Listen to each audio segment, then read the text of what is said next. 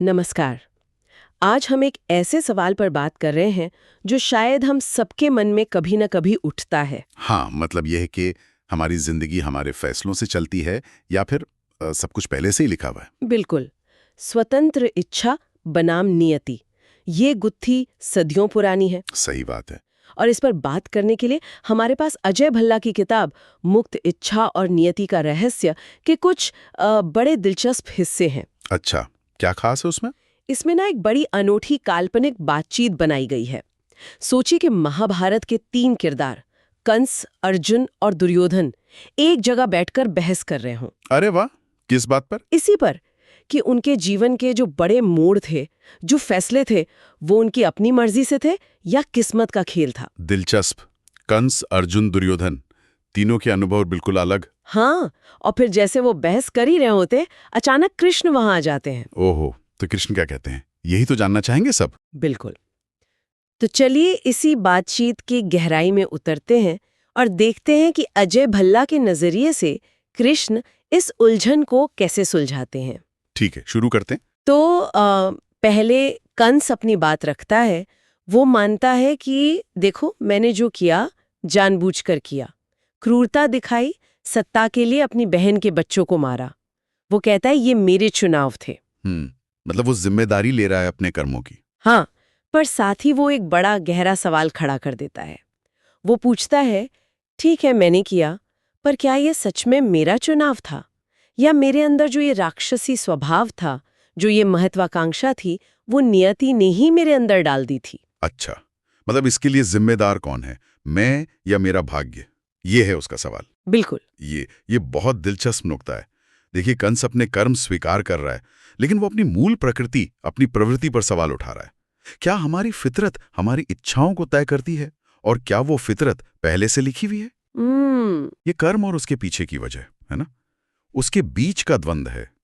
अजय भल्ला ने कंस के जरिए इसी को उभारा, ऐसा लगता है। हाँ, ये सिर्फ सही गलत से आगे की बात है। ये है कि कर्ता कौन है। बिल्कुल। अब अर्जुन पर आते हैं। उसकी कहानी तो एकदम अलग है। हाँ, अर्जुन की उलझन तो बाहरी दबाव और अंदर की कश्मकश की थी।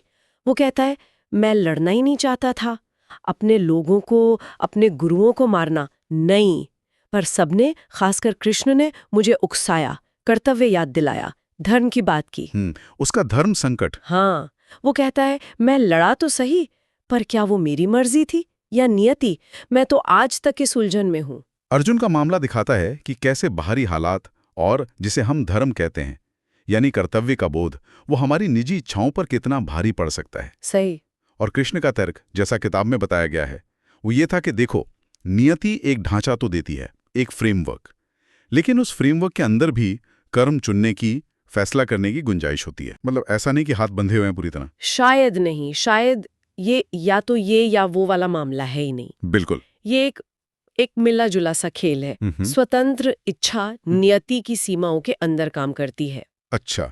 और फिर तीसरा किरदार दुर्योधन। हाँ, दुर्योधन। उसका तो अंदाज ही अलग था। वो पूरी अकड़ से कहता है कि मैंने अपनी मर्जी से जानते बूझते पांडवों को सुई की नोक के बराबर भी जमीन देने से मना किया था। बिल्कुल। नतीजा चाहे जो हो। हाँ, चाहे नतीजा पूरी तबाही ही क्यों न हो, उसे लगता था कि ये उसके अपने विचार थे, उसका अपना फैसला था। बिल्कुल। एकदम पक्का। लेकिन युद्ध के बाद जब सारा विनाश उसने अपनी आंखों से देखा, तो अब वो भी सोचने लगा है, क्या वो सच में मेरे विचार थे, या नियति ही मेरे दिमाग से मेरे विचारों के जरिए अपना खेल खेल रही थी? ये भी एक गहरा सवाल है। क्या हमारी सोच भी हमारी अपनी होती है? अजय भल्ला इसी अंदरूनी कश्मकश को दिखाते हैं। दुर्योधन का जो नजरिया है, वो हमारी परवरिश, हमारे माहौल, हमारी प्रवृत्तियों पर सवाल उठाता है ना? मतलब क्या जिसे हम अपना चुनाव समझ रहे होते हैं, वो असल में हमारे अंदर की गहरी आदतों और बाहरी असर का नतीजा होता है। और ये सब शायद नियति की बड़ी योजना का हिस्सा है। हाँ, शायद यही कृष्ण से यही समझाते हैं, जैसा किताब में आता है कि देखो, नियति ने तुम्हें ऐसी परिस्थितियां दी, ऐसी प्रकृति दी कि तुम्हें लगा कि तुम्हारे पास यही एक रास्ता है।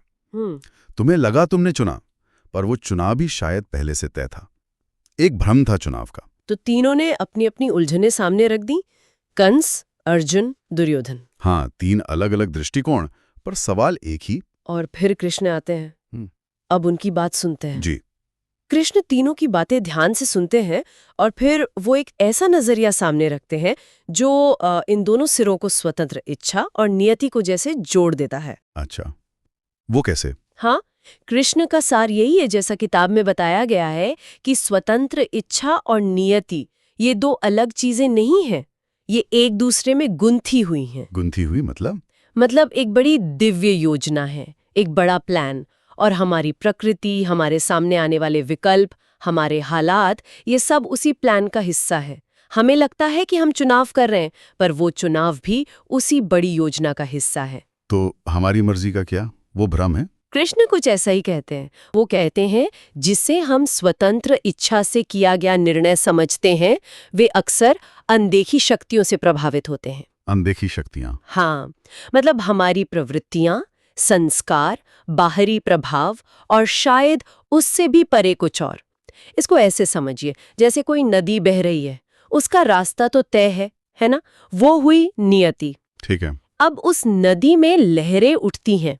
वो लहरें हमें बड़ी जरूरी लगती हैं, ये हमारे कर्म हैं, हमारी इच्छाएं हैं, पर वो लहरें हैं तो उसी नदी के बहाव का हिस्सा जिसका रास्ता पहले से तय है। वाओ, ये नजरिया तो बिल्कुल अलग है। हाँ, और अजय भल्ला कृष्ण की इसी गहरे निष्कर्ष को बहुत स्पष्टता से सामने लाते हैं अपनी किताब में। तो फिर कृष्ण का आखिरी संदेश क्या था इन तीनों के लिए और हमारे लिए भी? उनका अंतिम संदेश, जैसा किताब में लिखा है, बहुत सीधा है।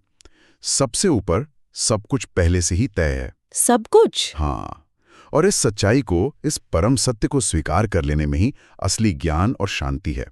ये मान लेने में कि हम उस बड़ी योजना का हिस्सा हैं। ये मानना थोड़ा मुश्किल लगता है, पर शायद इसी में शांति है। बिल्कुल। तो इस सारी बातचीत का निचोड़ क्या निकलता है? हमने देखा कि महाभारत के इतने बड़े बड़े किरदार, अपने अपने समय के नायक या खलनायक, वो भी अपनी जिंदगी के सबसे अहम मोड़ों पर इसी सवाल से जूझ रहे थे, मेरा फैसला या किस्मत का लिखा? जी हाँ, और कृष्ण का जो नजरिया हमने देखा वो एक तरह का समन्वय है। वो ये नहीं कहते कि स्वतंत्र इच्छा कुछ है ही नहीं, वो कहते हैं कि नियति एक बड़ा कैनवस है, एक बड़ा ढांचा है, और हमारी इच्छाएं उस पर रंग भरती हैं। हाँ, कुछ ऐसा ही, पर शायद वो रंग और कूची भी उसी बड़े योजना का हिस्सा हैं। लेकिन हमें कर्म करने का, चुनाव करने का एहसास होता है, और शायद वही जरूरी है उस अनुभव के लिए। पर फिर इस भ्रम से, इस मानसिक कश्मकश से निकलने का रास्ता क्या है? अगर सब तय ही है तो फिर चिंता क्यों, उलझन क्यों? इसका जवाब भी कृष्ण देते हैं। स्रोत के आखिर में जो सुझाव है वो ध्यान की ओर इशारा करता है, मेडिटेशन। ध्यान? हाँ, मन को शांत करना। शायद उसी शांति में हम उस बड़ी तस्वीर को थोड़ा समझ पाते हैं, जहां इच्छा और नियति दोनों अपनी अपनी जगह सही लगने लगते हैं। वो द्वंद्व शायद शांत हो जाता है। ये एक गहरा विचार है जी। तो चलिए आज की इस बातचीत को यहीं रोकते हैं, पर श्रोताओं के लिए एक विचार छोड़ जाते हैं। जरूर। अगर कृष्ण के अनुसार नियति हमारे विचारों तक को आकार देती है, तो फिर वो जागरूकता, वो अवेयरनेस कैसे पैदा की जाए जिसकी बात ध्यान के जरिए की गई है। और जब जिंदगी में मुश्किल फैसले लेने हो, तब ये कहने का कि सब कुछ स्वीकार है या सब तय है, इसका असली मतलब क्या होता है, इसे अमल में कैसे लाया जाए, ये सोचने वाली बात है।